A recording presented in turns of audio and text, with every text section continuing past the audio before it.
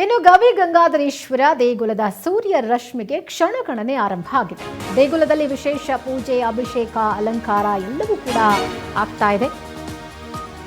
ಸಂಕ್ರಾಂತಿ ಪ್ರಯುಕ್ತ ಗವಿ ಗಂಗಾಧರೇಶ್ವರ ದೇವಸ್ಥಾನದಲ್ಲಿ ಸೂರ್ಯ ರಶ್ಮಿಗೆ ಕ್ಷಣಗಣನೆ ಆರಂಭವಾಗಿರುವುದು. ದೇಗುಲದಲ್ಲಿ ವಿಶೇಷ ಪೂಜೆ, ಅಭಿಷೇಕ, ಅಲಂಕಾರ ನಡೀತಾ ಇದೆ.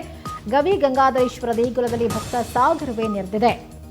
ಇನ್ನು 2 ನಿಮಿಷಗಳ ಕಾಲ ನಡೆಯಲಿರುವಂಥದ್ದು ಸೂರ್ಯ ದೇವನ ಪೂಜೆ.